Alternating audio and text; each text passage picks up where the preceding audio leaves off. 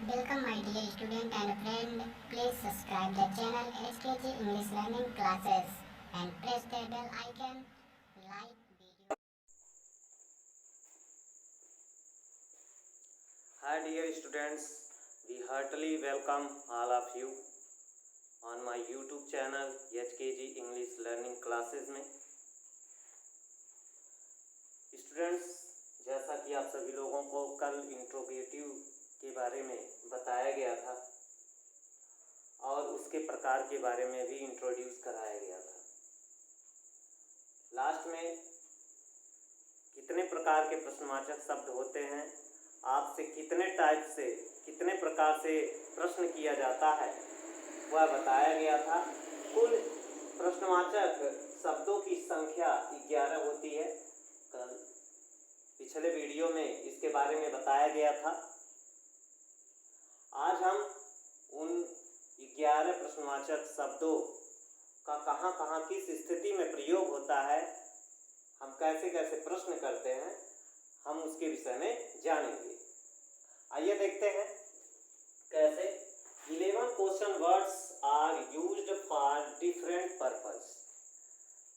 11 प्रश्नवाचक शब्दों का प्रयोग अलग अलग उद्देश्यों के लिए किया जाता है। पहला आपका आता है व्हेन। व्हेन मीन्स कब होता है, जो समय का बोधक होता है। आप कब आए हैं, सुबह को आए हैं, शाम को आए हैं। दो तरह के टाइम होते हैं, एक पॉइंट ऑफ टाइम होता है और एक पीरियड ऑफ टाइम होता है। एक निश्चित समय को दर्शाता है और दूसरा अनिश्चित समय को दर्शाता है। दूसरा आता है वेयर। वेयर कहाँ, स्थान बोधक।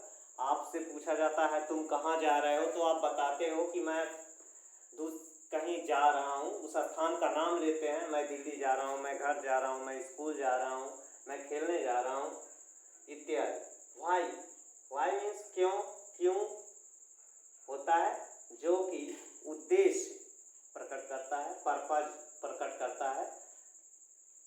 आप इंग्लिश क्यों सीखना चाहते हैं, क्योंकि यह आपकी जरूरत है। It is the part of the life. दूसरा हाउ, कैसे और कैसा होता है, जो गुण और स्थिति का बोध कराता है। गुण क्या होता है, वह एक अच्छा लड़का है, फूल सुंदर है, वह एक लंबा लड़का है, किताब मोटी है। और स्थिति, स्थिति क्या होती है, जब व्यक्ति का कोई कंडीशन बनता है, जैसे दुख का समय, सुख का समय इत्यादि। व्हाट, व्हाट मीन्स क्या, ये तो सबको पता है व्हाट मीन्स क्या होता है, लेकिन वे किस उद्देश्य के लिए प्रयोग किए जाते हैं, इस पे हम लोग ध्यान देंगे। क्या का प्रश्न करने पे व्यवसाय और निर्जीव कर्म का पता चलता है। ये डायरेक्ट ऑब्जेक्ट होता है, जिसे हम निर्जीव कर्म कहते हैं, जो कि वस्तु के लिए इसे पूछा जाता है। ये व्यवसाय कैसे, थोड़ा सा कंफ्यूजन लग रहा होगा। व्यवसाय का मतलब होता है, आपसे पूछा जाता है आप क्या हैं। आप एक डॉक्टर हैं, आप एक इंजीनियर हैं, आप एक अध्यापक हैं, आप एक किसान हैं। इसके बारे में पूछा जाता है कि आप क्या हैं, तो वही व्यवसाय से संबंधित है। फिर उसी में निर्जीव वस्तु आया है। निर्जीव वस्तु का मतलब, तुमने बाजार से क्या खरीदा, मैंने बाजार से सब्जी खरीदा, तो सब्जी तो एक निर्जीव वस्तु हो गई। इसलिए क्या का प्रश्न करने पे हमें दो तरह के उद्देश्य का बोध होता है, एक व्यवसाय का और दूसरा निर्जीव कर्म यानी वस्तु का।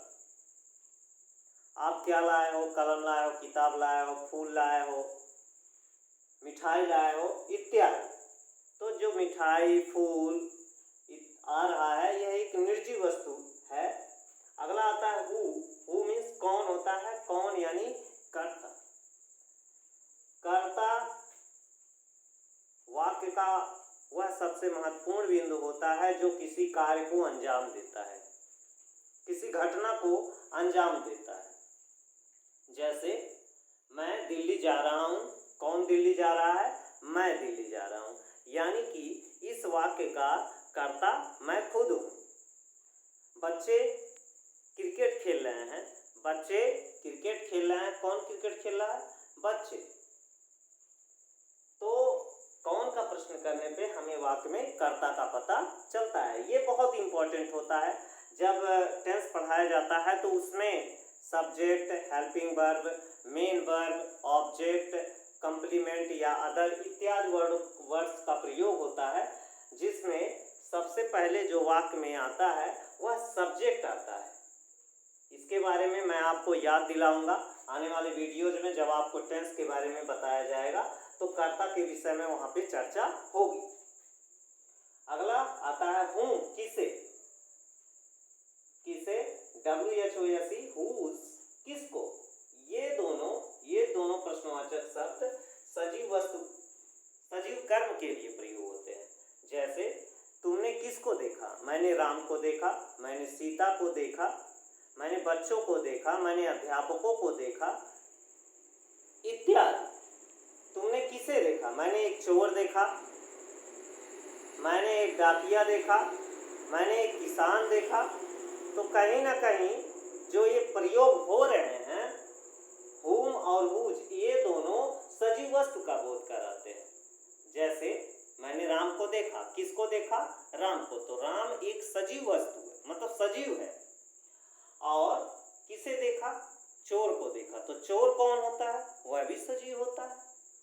अगला क्वेश्चन आता है विच, विच कौन सी, कौन सा।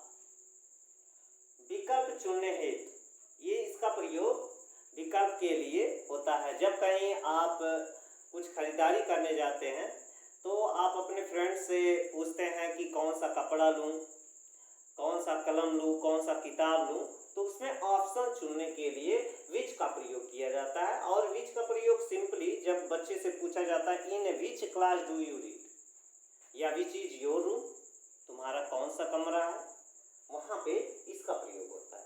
फिर 10वें पॉइंट पे आता है हाउ मेनी। हाउ मेनी का मतलब होता है कितने, कितनी, जो कि गिनने के लिए प्रयोग किया जाता है। जिन भी चीजों को काउंटिंग की जा सकती है, जिन्हें हम गिन सकते हैं, उसी के लिए हाउ मेनी का प्रयोग किया जाता है। वहाँ कितने छात्र हैं, तुमने कितने कलम खरीदे, तुमने कितने लड़कों को देखा इत्यादि। फिर अगला आता है, यहाँ पे कितनी भी लिखा हुआ है, वहाँ कितनी छात्राएं थीं, वहाँ कितनी छात्राएं थीं, तो वहाँ 10 छात्राएं थी। तो छात्रों को मतलब छात्राओं को गिन सकते हैं, जिसके लिए हम हाउ मेनी का क्वेश्चन करेंगे। फिर अगला क्वेश्चन आता है हाउ मच। हाउ मच का मतलब क्या होता है, हाउ मच का मतलब ये होता है कितना और कितनी, जो कि नाप तौल के लिए प्रयोग किया जाता है। नाप तौल का प्रयोग का मतलब क्या होता है कि जिन चीजों को हम नापते हैं, यानी कि द्रव और ठोस, यानी मटेरियल चीजों का हम लोग क्या करते हैं, या तो तौलते हैं या तो नापते हैं। जैसे तुमने कितना चीनी खरीदा, तुमने कितना चीनी खरीदा, how much sugar did you buy. तो हाउ मच का प्रयोग किया जाता है, इसके लिए हम हाउ मच का प्रयोग करते हैं। तो इस तरह से स्टूडेंट्स यहाँ पे इंट्रोगेटिव सेंटेंस का पूरा फैक्ट समाप्त होता है। अगले वीडियो में आपको इंपरेटिव सेंटेंस के बारे में इंट्रोड्यूस कराया जाएगा। तब तक के लिए धन्यवाद और आप सभी लोगों का दिन मंगलमय हो।